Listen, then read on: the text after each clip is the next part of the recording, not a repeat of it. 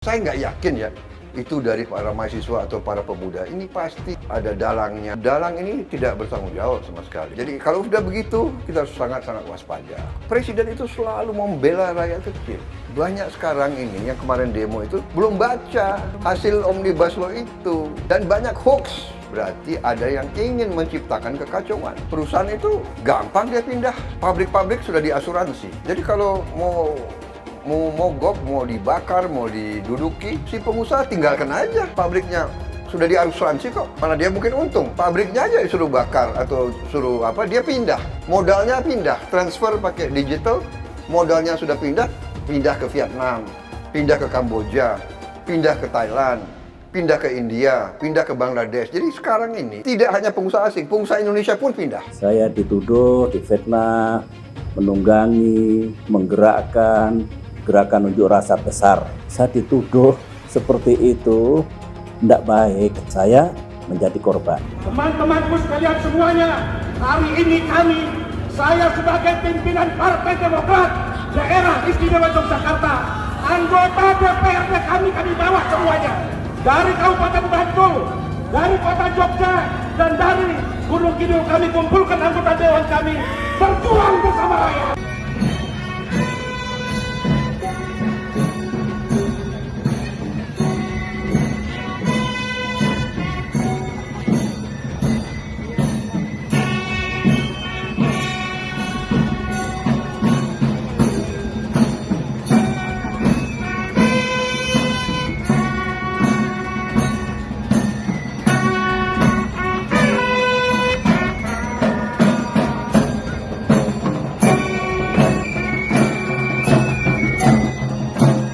Terorganisir seperti itu kan by design, karena polanya sama. Ada demo besar, lalu ada sekelompok orang yang bikin coret-coretan itu, membakar, melempar gitu.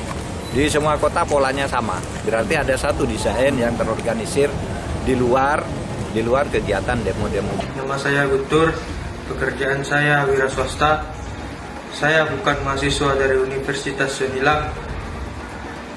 Saya ikut unjuk rasa. Saya yang melakukan perusakan pada mobil Satlantas. Tentang penolakan terhadap Undang-Undang Cipta Kerja yang semakin menjauh dari tujuan dan cita-cita nasional. Segera membebaskan tanpa syarat seluruh demonstran yang ditangkap dan menghentikan penyiksaan terhadap para demonstran yang masih dalam tahanan.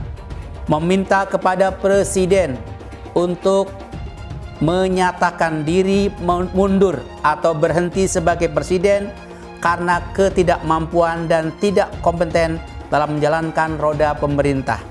Mengetahui dan ditandatangani Dr. Habib Muhammad Rizik bin Hussein Shihab, Imam Besar, Front Pembela Islam, Gerakan Nasional Pengawal Fatwa Ulama, Persaudaraan Alumni 212, dan HRS Center. Apabila dalam demonstrasi yang terjadi sehubungan dengan penolakan Undang-Undang Cipta Kerja, kami akan memberikan bantuan hukum dan pendampingan serta konsultasi mewakili FPI, GNPF Ulama, dan PA 212. Berbahaya, Pak Jokowi tidak menjawab permasalahan. Saya bertanya, Pak Jokowi sudah baca atau belum? Dengan melemahkan tenaga kerja dan buruh. Ini masalah leadership. Leadership itu bukan follower gitu. Pemimpin itu pengambil keputusan, trendsetter gitu. Nah, kalau memang mau menolak, tolak dari awal dong, saat pembahasan di komisi-komisi.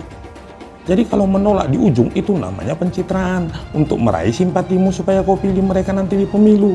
7 fraksi setuju, 2 menolak, sah. Itu di luar dugaan kita tidak tahu mereka tuh datangnya dari mana gitu ya. Berarti disusupi, Bang? Iya, bisa dikatakan ya aksi kami ya disusupi oleh orang-orang yang tak bertanggung jawab sebenarnya.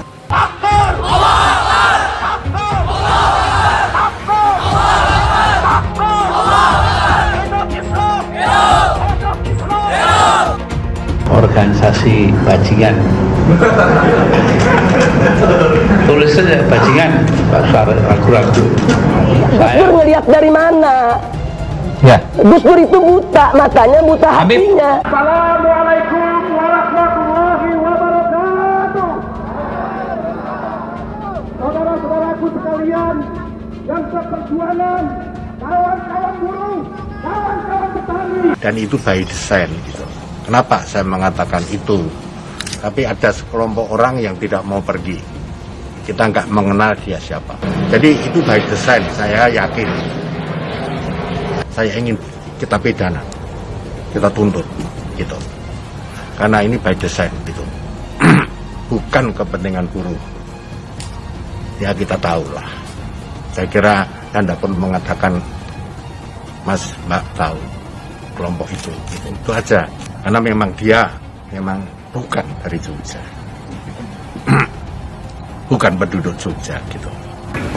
Aku bangun kota ini setengah mati tahu. Sampai tanganku patah. Kenapa kamu hancurin? Tega sekali kamu. Kenapa kamu merusak kotaku? Kenapa kamu gak merusak kotamu sendiri? Buru-buru sempat diputus tadi mic-nya, tapi tetap bisa tenang dan akhirnya juga bisa kembali dijelaskan dan ditekankan bahwa Partai Demokrat menolak rancangan undang-undang Cipta Kerja yang berpotensi menghadirkan banyak sekali masalah. Kamu mau demo, nggak apa-apa, demo nggak dilarang sama negara, bener kan? Unjuk rasa itu dilindungi sama negara, betul. Pertanyaan saya sekarang, apa yang mau kamu demokan? Undang-undang apa? Undang-undang apa? Nggak apa-apa, kita ngobrol aja. Kamu tahu undang-undang itu ada berapa bab? Nah, ada berapa pasal dalam undang-undang itu? Undang-undang itu ada berapa halaman? Nggak tahu semua. Terus kamu mau demo? Lah. Nggak tahu juga. Gitu kamu mau demo? Ya Tuhan, Dek, mendingan kamu belajar dulu, kamu isi tahu dulu. Ya, kamu cari tahu dulu. Betul nggak yang kamu dengar berita itu? Atau kamu belum tahu undang-undangnya? Kamu belum tahu apa isinya? Kalau cuman katanya kamu kemakan isu apa namanya? Isu hoak, ya? Oke, betul nggak? Apa itu Pak dosen? Batasan, pakai membakar polisi nih. Batasan Pak dosen? Anjing-anjing kapitalis ada di sana. Ya, kan serentak. Tandai muka gua. Saya dari Kota Suci Makkah Al-Mukarramah ingin memberikan nasihat kepada Bapak Presiden Jokowi dan seluruh jajarannya dalam pemerintahan. Ini membuat rakyat marah di mana-mana. Tolong jangan sampai kemarahan ini berubah menjadi suatu people power, sehingga tidak perlu ada gerakan people power di Indonesia. Nah, karena itu saya serukan kepada seluruh rakyat dan bangsa Indonesia, kepada seluruh umat Islam dimanapun Anda berada, lakukan jihad total untuk melawan kecurangan. Jihad total untuk melawan kecurangan. Allahu Akbar walillahil hamd.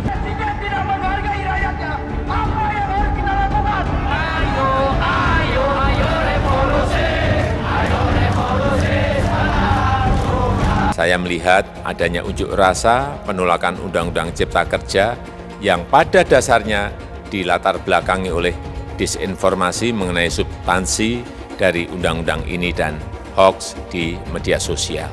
Bahwa ada sebuah upaya sistematis dari kelompok tertentu dompleng pada suasana ini. Ya, saya tidak akan sebutkan pada partainya, itu penuh dengan batu dan alat-alat. Nah, sebenarnya dari hasil investigasi saat ini sudah mengetahui dalam aksi tersebut. Saya juga tidak memberikan toleransi kepada siapapun juga yang akan mengganggu keamanan, yang akan mengganggu proses-proses demokrasi,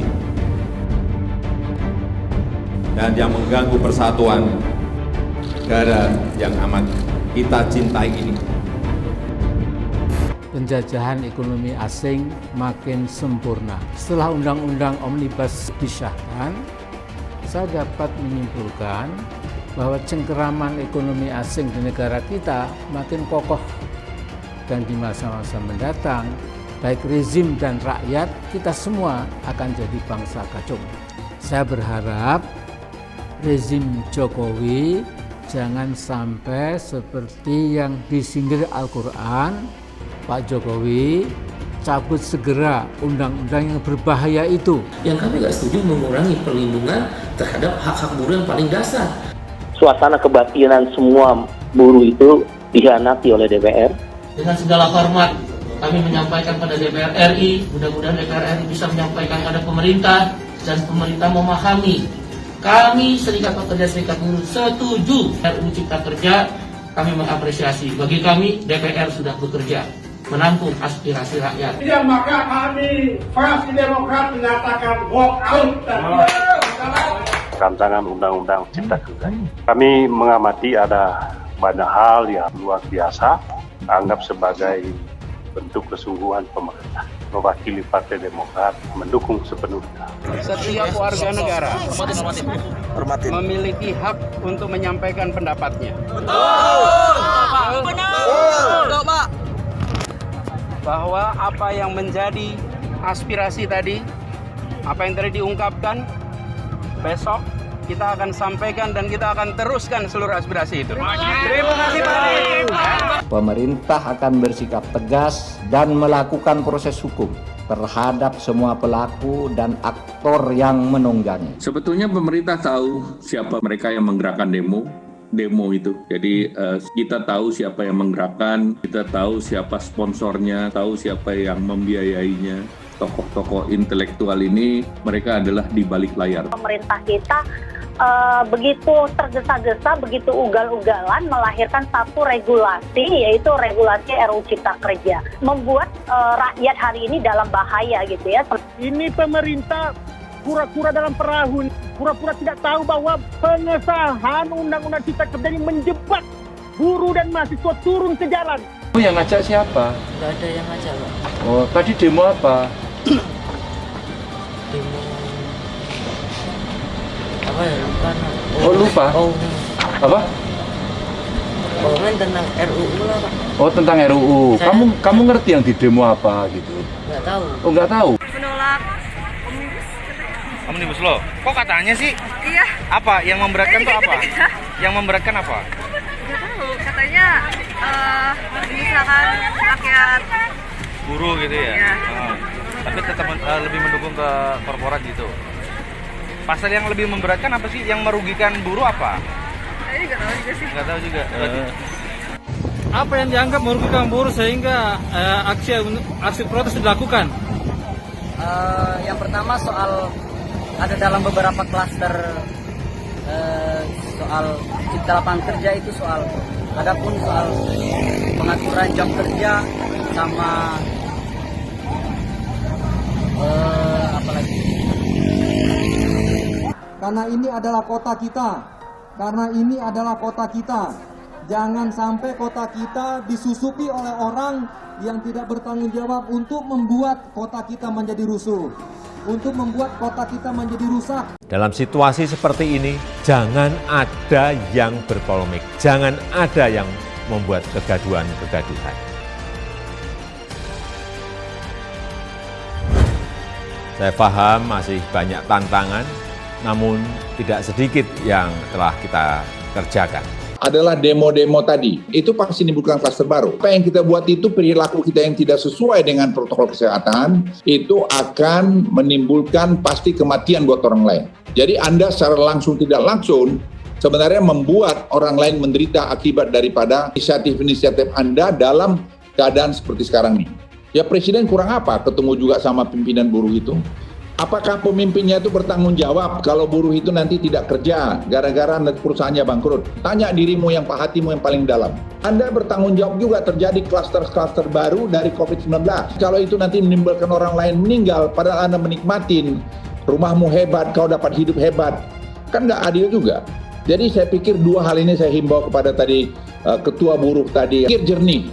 Itu saya titip tadi, saya ingin jamin sama Anda tidak akan pernah pemerintah memberikan kebijakan atau aturan yang akan mensengsarakan rakyatnya. Tidak. Apalagi Pak Jokowi. Tidak. Saya tahu persis. Akan melakukan mogok nasional. Sebagaimana yang telah kami sampaikan, insya Allah dengan izin Allah dan dengan niat yang tulus, yaitu dalam bentuk unjuk rasa serempak. Lebih 5 tahun untuk melakukan perubahan, perbaikan. Tapi kenyataannya kan gagal. kita memang nggak siap menerima orang kayak Pak Jokowi.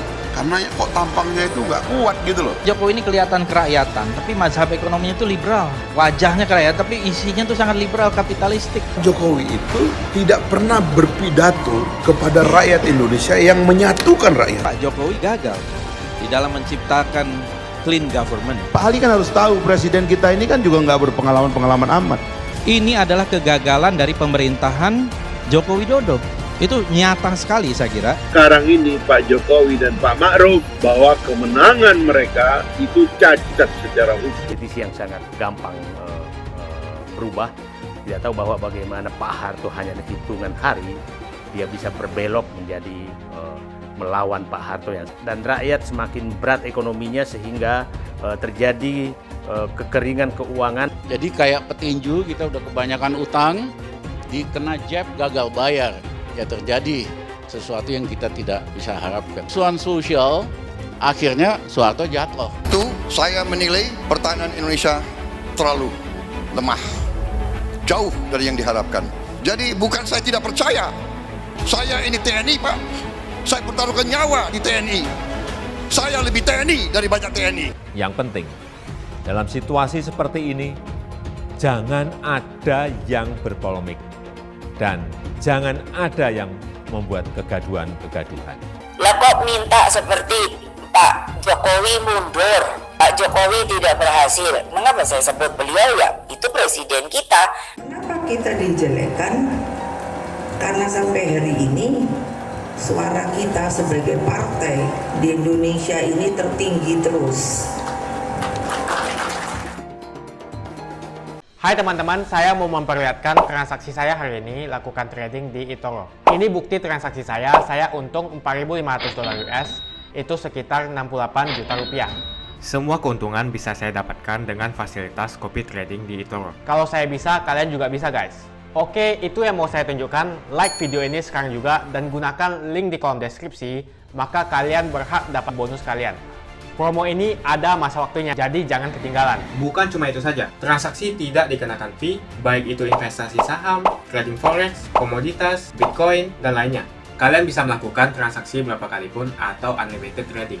Dan tidak ada fee sama sekali. Jika transaksi di tempat lain sudah berapa fee-nya. Setelah nonton video ini, ayo bergabung dengan eToro hari ini, gratis dan tidak ada minimal deposit. Pastikan kalian menggunakan link di kolom deskripsi untuk mendapatkan welcome bonus. Kalian bisa menggunakan bonus $100.000 di akun virtual untuk latihan. Bukan cuma itu, kalian akan dapat kelas trading online gratis senilai 3 juta rupiah atau $200 jika kalian deposit di bulan ini. Selamat menonton guys, enjoy! Hai semua, dengan saya Jonas Leong. Terima kasih banyak buat kalian penonton setia yang selalu menonton di channel ini. Saya secara personal sangat menghargai waktu kalian. Dan saya sudah menganggap kalian sebagai family karena kalian selalu support di channel ini. Bagi kalian yang selalu menuliskan opini kalian di kolom komen, saya baca komen kalian satu persatu. Saya baca komen kalian untuk mengetahui opini kalian, tanggapan kalian, dan masukan kalian sangat berguna untuk video selanjutnya. Terima kasih banyak buat kalian yang selalu menekan tombol like di awal video. Video seperti ini membutuhkan waktu dan juga research. Dan ini semua gratis untuk kalian. Jadi pastikan kalian menekan tombol like-nya supaya saya mengetahui kalian menyukai konten yang saya bagikan. Jadi saya kira begini, ya, para pemimpin buruh mereka punya kewajiban untuk membela kepentingan buruh. Dan kita menyadari sekarang bahwa negara dalam keadaan susah. Sekarang ini pandemi COVID-19 ini sangat berbahaya. Ini wabah dunia.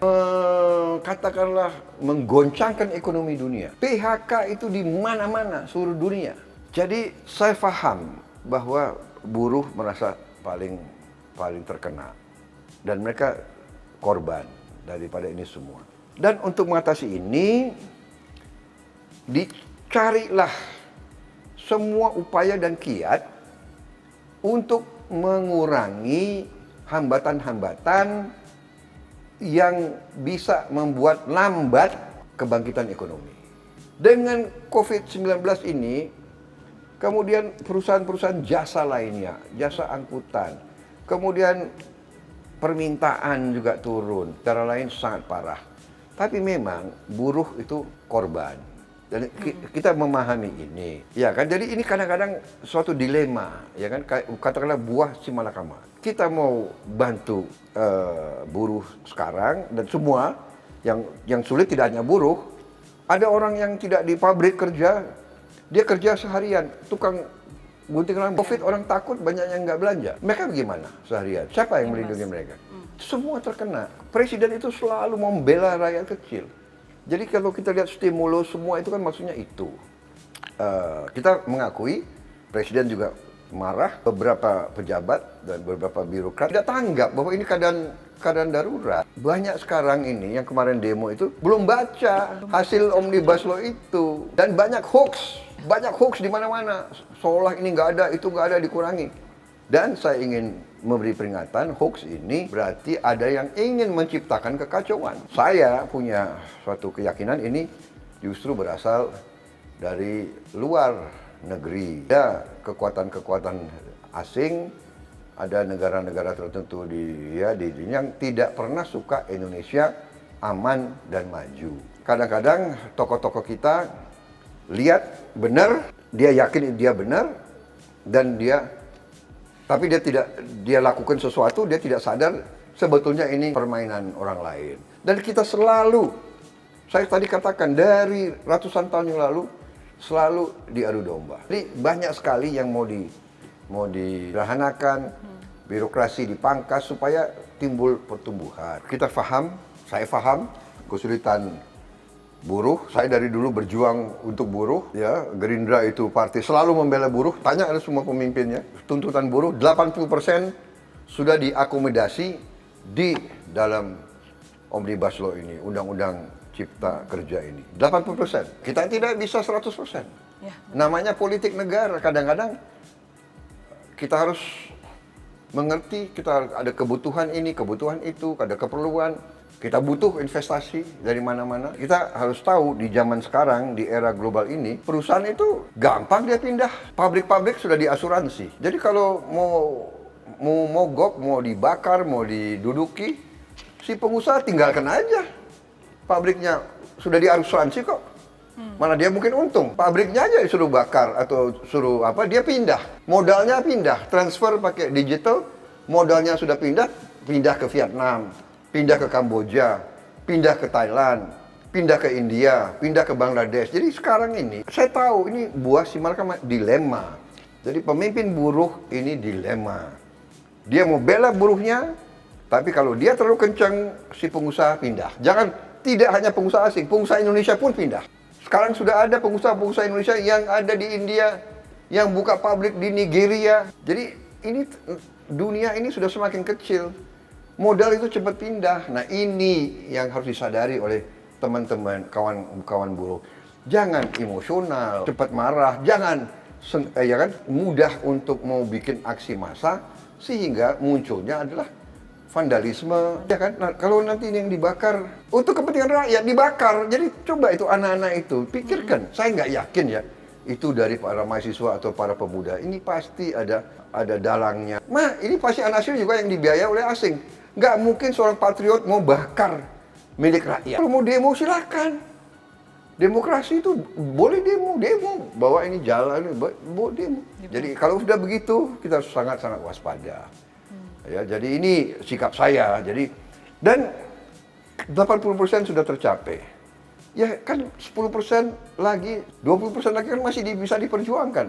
Masih banyak cara. Ada judicial review ke MK. Kita mengerti ini kesulitan kita bersama. Ya kan, kita harus atasi COVID-19 dulu. Masa menganjurkan anak-anak muda itu untuk demo, saya lihat banyak nggak pakai masker, dan kalau pakai masker pun kan nanti bersentuhan dan kawannya terlalu dekat. Ini kan sebetulnya ya Anda mencelakakan anak-anak kita. Dalang ini tidak bertanggung jawab sama sekali. Saya sangat prihatin, ya kan? Ini kan lagi COVID. Cobalah kita sabar, kita atasi dulu, kita perbaiki, ya kan? Kita coba kalau nanti undang-undang ini tidak bagus, kalau pelaksanaan tidak baik, ya bawalah ke judicial review, bawa ke Mahkamah Konstitusi. Sudah berkali-kali kok dalam sejarah terjadi. Tapi saya lihat sebetulnya sebagian besar pendemo itu juga masih baik gitu. Kemarin saya juga niatnya baik gitu anak-anak tuh ya, tapi ada yang panas-panasin. Jadi banyak sekali juga kita kurangi yang terlalu liberal, ya kan? Jadi memang banyak kalangan kita juga yang masih gandrung dengan liberalisme gitu loh ya. Kita tidak perlu terlalu ya kan liberalistis, ya kan? Kita juga perlu pemerintah yang arahkan, yang driven gitu loh. Kita punya kekuatan kok, negara kita sangat kuat, tapi memang kita punya kelemahan juga. Ya kan ada hoax bahwa upah minimum dihapus, itu dibaca dong, ya kan tidak seperti itu. Jadi dibaca telitinya itu, jadi ada memang tentang pesangon ya, tapi pelaksananya juga nanti kan bisa dinego dengan perusahaan-perusahaan itu, ya kan. Jadi itu semua bisa diatasi, jadi tidak apa ya mutlak harus ditolak atau harus diterima. Kalau perusahaan itu tidak sanggup, dia mintanya umpamanya 32 kali atau 35 kali mintanya di situ. Nanti pengusaha bilang enggak bisa. Ya ambil aja perusahaan saya. Yang saya sebutkan, ya ambil aja perusahaan saya. Saya udah diasuransi kok. Ambil aja alat-alat itu. Saya pindah aja. Kan saya nggak mampu. Kondisi ekonomi ini kayak begini.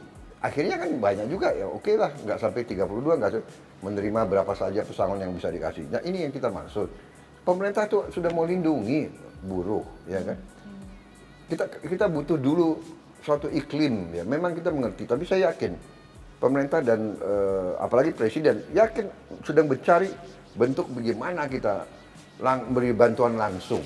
Sudah ada banyak upaya kita ya, sudah banyak sekali. Jadi saya katakan ini kan juga ada pertimbangan supaya cepat reses, supaya bisa cepat tidak kumpul-kumpul terlalu banyak. Undang-undang harus dijalankan, proses konstitusi harus dijalankan, menyangkut banyak orang, berkerumun, itu juga menimbulkan suatu kerawanan. Ya, jadi saya bisa pahami kalau ada pihak yang ingin mempercepat itu. Proses dijalankan, semua pembahasan dijalankan dan sebagainya. Dan ini kan namanya proses demokrasi. Ya. Jadi saya yakin ada banyak pengusaha yang lobby-lobby, ya kan? Dan pengusaha itu mungkin banyak teman di dalam pemerintah juga, jadi ini wajar lah. Kita ini kan ya selalu memihak rakyat. Banyak yang kesel sama kita, jadi sekarang seolah Gerindra tidak mendukung rakyat. Enggak, kita mendukung rakyat, tapi melalui cara yang kita pilih dengan nilai-nilai yang sama. Kita di dalam pemerintahan tetap kita berjuang di dalam pemerintahan, ya kan? Jadi kita mengimbangi supaya tetap dalam nilai koridor yang kita harapkan. Yakin dan percaya bahwa Presiden Jokowi hatinya utamanya adalah selalu mikirin bangsa dan rakyat. Ya saya berharap untuk rakyat bahwa rakyat itu percaya sama pimpinan bermaksud baik, percaya sama sistem kita berusaha dengan segala kekurangannya kita berusaha perbaiki sistem itu.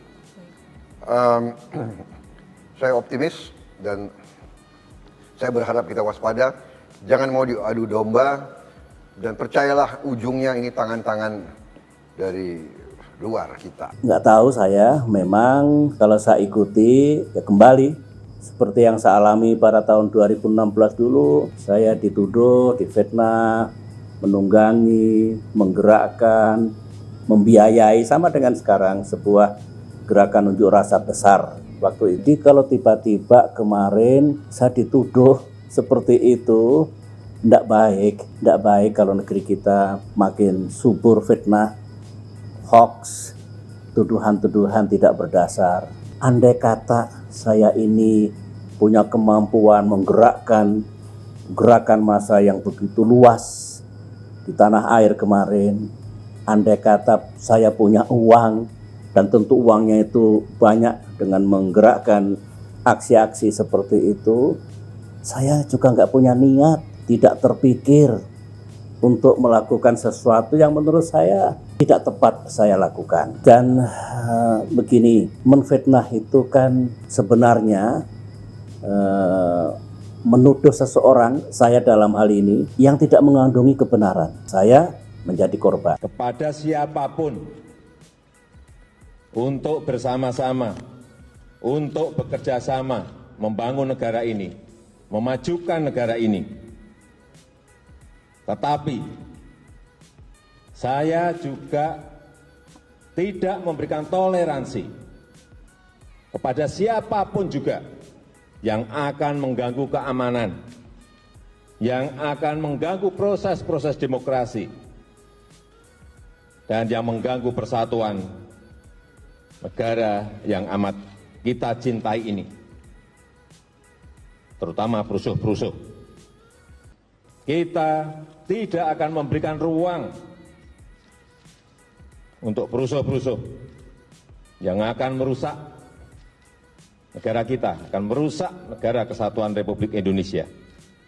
Tidak ada pilihan, nggak ada pilihan. TNI dan Polri akan menindak tegas sesuai dengan aturan hukum yang berlaku.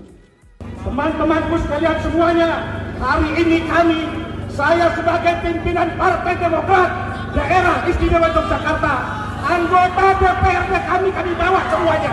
Dari Kabupaten Bantul, dari Kota Jogja, dan dari Gunung Kidul kami kumpulkan anggota Dewan kami, berjuang bersama rakyat. Jelas, harus dicabut. Kita konsisten, kita bersama-sama untuk berjuang. Kami dari fraksi Demokrat mendukung perjuangan teman-teman semuanya.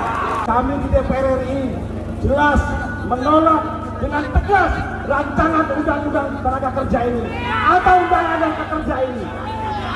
Semoga perjuangan teman-teman semuanya bersama kita untuk menolak undang-undang ini. Front Pembela Islam. Siapa tidak kenal dengan ormas yang satu ini? Mendengar kata Front Pembela Islam atau FPI, kita akan berpikir tentang sekelompok orang berbaju putih dan demo di jalanan. Akhir-akhir ini, FPI menjadi perbincangan publik.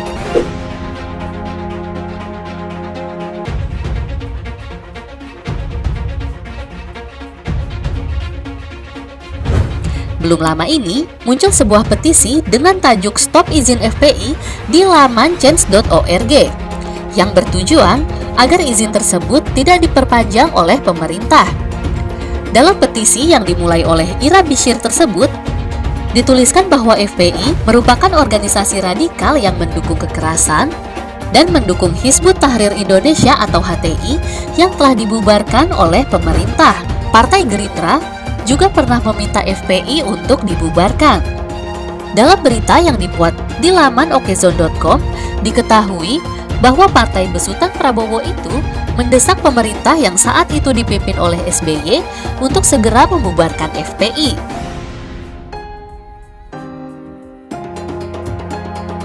Whoever engaged the Islamic Defenders Fund, the FBI, the Islamic Defenders Fund is not part of our coalition. And never will be a part of it. Menyusul bentrokan yang terjadi antara Laskar FPI dengan warga Kendal, Jawa Tengah pada bulan Juli 2013. Bahkan Edi Prabowo yang saat itu menjadi Waketum Gerindra menyebut aksi FPI sudah keterlaluan, brutal, dan tidak manusiawi. Tidak hanya Gerindra, Ratna Sarumpait juga pernah mewacanakan pembubaran FPI. Ex-jubir BPN Prabowo Sandi tersebut saat itu sangat gigih mengupayakan pembubaran FPI. Ratna pun pernah membuat petisi yang sama di change.org yang dialamatkan kepada Presiden SBY. Ya, saya datang kemari karena mendapatkan beberapa pengaduan, laporan, informasi segala macam terkait dengan peristiwa penangkapan dan bla bla bla. Nah, saya berpikir bahwa tugas saya memastikan bahwa semua proses penahanan, penangkapan, interogasi dan sebagainya harus sesuai dengan prosedur hukum. Saya juga harus pastikan bahwa semua yang kemudian diproses harus didampingi oleh kuasa hukumnya. Lalu karena ini situasi COVID, saya harus pastikan juga di dalam situ apakah semua dirapit atau tidak. Jadi saya ikut melihat proses rapidnya satu persatu segala macam untuk memastikan jangan sampai ada satu orang yang kena COVID lalu semua yang ketangkap tertular. Kan itu seperti itu menjadi pentingnya saat ini. Ya kira-kira seperti itulah. Belum ketemu semua ya, tapi tadi kita ngobrol dengan beberapa orang. sampai sejauh ini semuanya menurut saya masih sesuai dengan prosedur ya. Tapi bahwa kemudian saya harus mengkonfrontir ada tidak yang kemudian hak-haknya tidak terpenuhi. Tadi saya tanya satu persatu, apakah di sini dipukuli, dianiaya, segala macam. Jawaban mereka tidak. Saya minta mereka buka masker, kita periksa wajahnya. Tidak ada bekas lebam, saya minta buka bajunya, segala macam. Itu kita ikuti. Saya mau memastikan saja gitu loh. Terlepas dari perbedaan pandangan kita soal undang-undang Omnibus Law, menurut saya ada hal lain juga yang terkait dengan hak-hak warga negara yang harus kita pastikan terjamini. Ya kalau kemudian misalnya ada terbukti ada unsur kekerasan dan sebagainya, bisa saja di pra-peradilan kan banyak cara. Itu, tapi menurut saya itu proses nanti ya. Tergantung teman-teman yang merasa apakah harus dilanjutkan penyidikan dan sebagainya. Tapi maksudnya kapasitas kedatangan saya cuma untuk memastikan saja agar semua berjalan sesuai dengan prosedur. Saya kira kurang elok kalau terburu-buru pihak penguasa menuduh bahwa ini ada yang dalangnya, ada sponsor dan sebagainya. Saya rasa kurang bijaksana karena kita kan punya penegak hukum yang bisa melakukan investigasi, mengumpulkan bukti-bukti, sehingga serahkan aja dulu pada penegak hukum. Mereka tidak mengerti dan bukan dari kelompok buruh yang memang akan menyuarakan, tetapi ada kelompok-kelompok tersendiri atau kelompok mahasiswa yang menyuarakan, tapi ada beberapa kelompok-kelompok sendiri yang memang datang ke sana untuk lakukan perusuhan, bahkan didominan oleh anak-anak sekolah, anak-anak STM, ya, yang dia tidak tahu apa itu undang-undang cipta kerja, yang dia tahu ada undangan, ya, ada undangan untuk datang, disiapkan kereta api, tiket kereta api, disiapkan truk, disiapkan bus, kemudian nantinya akan ada uang makan untuk pada mereka semuanya. Jogja itu biasanya demonya tenang ya, tidak sampai bakar-bakaran. Itu demo sudah biasa, tapi bakar-bakaran itu kayaknya fenomena baru. Oleh sebab itu pemerintah itu membagi pendemo itu ada dua. Satu yang demo karena aspirasi itu tidak apa-apa. Demo karena aspirasi sebanyak-banyaknya tidak apa-apa, asal tertib. Tapi ada perusuh. Perusuh itu adalah orang yang merusak, menjarah, membakar, gitu, melempar mobil dan sebagainya. Nah itu yang sekarang sampai hari ini ada 243 orang. Saya tidak tidak menolak keinginan agar orang demo itu sebagai hak demokrasi dihargai. Tetapi kalau merusak itu ya, kalau merusak, membuat kerusuhan itu harus ditindak. Saya kira siapapun sependapat harus ditindak. Karena misalnya ada orang usul, Pak udah Pak jangan ditindak pendekatan persuasif, lah dia melakukan kejahatan. Nanti kalau terjadi sesuatu lebih besar lagi, lalu siapa yang bertanggung jawab? Biasanya yang usul-usul gitu tuh bilang, wah saya kan hanya usul gitu. Nggak boleh begitu. Kalau hukum, tegakkan hukum. Kalau mau demonstrasi, demon saja, nggak larang. Kan sudah ada aturan, sudah ada pengamanan, itu boleh. Ada jam-jam tertentu, ada cara tertentu, itu boleh ya. Demo kita tidak nangkap satupun orang yang karena demo. Ada 243 orang sekarang itu karena merusak, melempar, menjarah, membakar, itu yang sekarang ditangkap. Yang demo-demo biasa kan puluhan ribu tidak diapa-apain. Jadi saya sekurang-kurangnya terorganisir seperti itu kan by design, karena polanya sama. Ada demo besar, lalu ada sekelompok orang yang bikin coret-coretan itu, bikin coret-coretan, membakar, melempar gitu. Di semua kota polanya sama. Berarti ada satu desain yang terorganisir di luar kegiatan demo-demo. Nama saya Guntur, pekerjaan saya wira swasta. Saya bukan mahasiswa dari Universitas Unilab. Saya memakai jaket alma mater yang punya teman saya.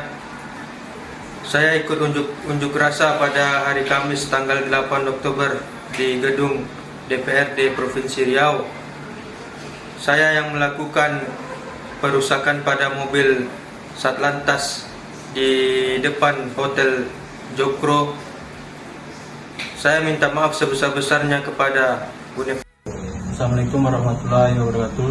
Saya Vanessa Putra. Saya meminta maaf atas kejadian itu, terutama kepada kepolisian. Kedepannya saya akan lebih bijak untuk menggunakan sosial media. Sekali lagi saya minta maaf. Assalamualaikum warahmatullahi wabarakatuh. Takut, mana kumaha mana? Iya, polisi PKIKB anjing. Nah, terus Silakan mengat aing. Oke. Terus? Datang cirian mengat aing. Maksudnya yang di situ.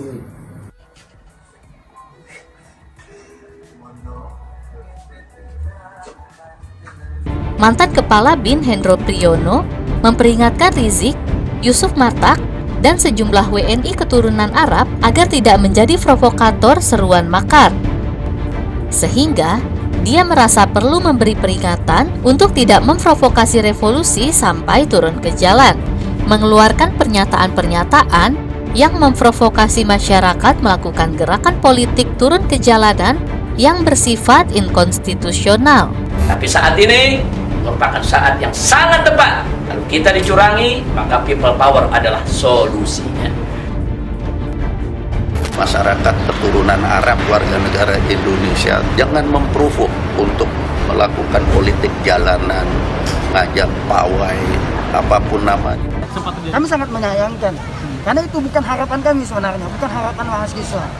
Harapan mahasiswa itu aksi ini berjalan dengan lancar, pesannya bisa tersampaikan, apa yang kami inginkan itu bisa tersampaikan oleh pihak DPRD. Cuman lagi-lagi saya tekankan, ternyata ada insiden yang tidak inginkan, sehingga sebenarnya tadi itu masa-masa yang ada di depan DPRD yang tidak memakai alma mater kampus itu di luar dugaan kita tahu, tidak tahu mereka tuh datangnya dari mana gitu ya. Berarti disusupi, Bang? Iya, bisa dikatakan ya aksi kami ya disusupi oleh orang-orang yang tak bertanggung jawab. Hai teman-teman, kalian sudah membuka akun untuk melakukan investasi atau trading? Jika belum, membuka rekening di eToro gratis loh. Bahkan cuma butuh 5 menit saja. Cepat dan simple. Dan semua bisa dilakukan secara online. Sampai saat ini ketika kita mau melakukan investasi saham atau trading forex, kita masih menggunakan cara yang kuno. Seperti kita menelpon banker atau broker yang melakukan atau mengeksekusi transaksi kita. Tapi apakah kalian tahu di eToro kita membeli saham atau forex, kita cuma login, lalu memilih apa yang kita mau, lalu masukin angka berapa banyak yang ingin kita beli, lalu tinggal klik. Sesimpel itu. Sampai saat ini kita bingung mau investasi saham luar negeri, trading forex, komoditas, dan cryptocurrency di mana tepatnya. Kita bisa transaksi semua trading ini di eToro. eToro merupakan one-stop shopping. Sampai saat ini kita membayar fee di setiap transaksi kepada banker atau broker. Setiap kita melakukan transaksi jual beli, biasanya kita dipotong fee oleh platform kita. Kalau dalam 1 bulan kalian melakukan transaksi 1 kali, mungkin tidak terasa. Coba kalian melakukan trading sebanyak 100 kali. Sudah berapa fee-nya? Misalnya kalian membeli saham Google dengan fee per transaksi $10. Jika kalian membeli saham Google 10 kali, maka fee transaksi sudah $100. Belum lagi kita akan dikenakan fee ketika kita menjual saham itu. Itulah sebabnya saya memilih eToro, karena tidak ada fee sama sekali. Saya ulangi, di eToro tidak ada fee sama sekali ketika kalian melakukan transaksi. Dan yang kedua, kalian bisa melakukan unlimited trading atau trading sebanyak apapun. Ya, kalian bisa melakukan trading 10 kali, 100 kali, 1000 kali dalam sehari tanpa dikenakan fee. Jadi berapa banyak uang yang kita hemat dari fee saja. Sampai saat ini ketika uang dana kita dikelola oleh manajer keuangan, terkadang kita tidak diberitahu ketika akan melakukan transaksi. Bahkan investasi kita dipotong biaya. Dan kita dibikin bingung karena kurangnya transparansi. Kita juga bingung memilih investasi manajer yang bagus untuk mengelola investasi kita. Alhasil, investasi kita bukannya untung malah rugi. Bahkan yang lebih ekstrim, kita tertipu oleh manajer investasi yang ilegal. Tapi apakah kalian tahu di eToro ada fasilitas yang namanya copy trade, di mana kita bisa menduplikasikan investasi atau trading yang dilakukan oleh trader profesional. Semua data terbuka dan transparan dan kita bisa melihat performance sampai 10 tahun yang lalu. Dengan fasilitas ini, kamu tidak usah lagi menelpon manajer keuangan kamu untuk melakukan trading. Atau pusing investasi kamu merugi dikelola oleh manajer keuangan. Di eToro, kita bisa memilih investor profesional yang sesuai dengan yang kita sukai. Dan di eToro banyak sekali profesional investor yang keuntungannya di atas 50%. Bulan ini saya profit 140%. Jika kalian ingin profit seperti saya, kalian tinggal menggunakan fasilitas copy trade. Jadi ketika saya profit, maka otomatis kalian akan mendapatkan profit. Mau beli saham Google, 1 unitnya mahal. Di eToro, kalian bisa beli di bawah 1 unit atau pecahan unit. Contohnya kita membeli saham Google dengan hanya $50 saja, yaitu 0,02 unit. Di platform lain, kalian diwajibkan untuk membeli minimal 1 unit atau $1.500 untuk saham Google. Dengan $50 atau Rp700.000 saja, kalian sudah bisa memiliki saham Google. Menarik bukan? Saya sudah lama menggunakan eToro dan minggu ini saya profit 140%. Jadi bergabunglah dengan eToro dan mulai profit hari ini. Jadi apa yang kalian tunggu, mendingan kalian cobain sendiri aja deh. Tutorial bisa kalian cek di kolom deskripsi dan kalian harus menggunakan link di kolom deskripsi untuk mendapatkan welcome bonus. Jika tidak, maka tidak akan mendapatkan bonus. Dan gunakan bonus $100.000 di akun virtual Anda untuk mengenal lebih jauh tentang eToro atau bisa digunakan untuk latihan. Bukan cuma itu, kalian akan dapatkan kelas trading gratis yang nilainya 3 juta rupiah jika kalian deposit di bulan ini. Makasih banyak buat kalian yang nggak skip dan nonton video ini sampai habis. Saya secara personal sangat menghargai waktu kalian. Makasih banyak buat kalian yang sudah tekan tombol subscribe dan makasih banyak buat kalian yang sudah tekan tombol loncengnya. Jangan lupa bagikan informasi ini ke teman atau family Anda. Mungkin teman atau family Anda membutuhkan investasi ini. Oke guys, sekian dulu dari saya. Jangan lupa follow Instagram saya di @johannesleongofficial untuk kata-kata motivasi setiap harinya. Bagi kalian yang termotivasi nonton video ini, ayo like video ini dan subscribe di channel ini. Dan buat kalian yang sudah subscribe di channel ini, jangan lupa tekan tombol loncengnya supaya kalian mendapatkan notifikasi setiap kali saya upload video. Saya menggunakan eToro untuk melakukan investasi. eToro merupakan broker multi aset di mana Anda dapat berinvestasi pada pasar keuangan global, seperti di saham, komoditas, forex, cryptocurrency, atau di ETF. eToro juga dikenal dengan social trading platform, di mana Anda bisa mengcopy transaksi dari trader profesional, sehingga cocok sekali bagi Anda yang sibuk atau tidak memiliki keahlian untuk trading atau berinvestasi sendiri. Misalnya Dave menggunakan eToro untuk menduplikasi aktivitas trading Steve. Jika Steve untung, maka Dave juga untung. Mau untung seperti Steve? Gunakan copy trade hanya di eToro. Pastikan gunakan link di kolom deskripsi untuk mendapatkan bonus.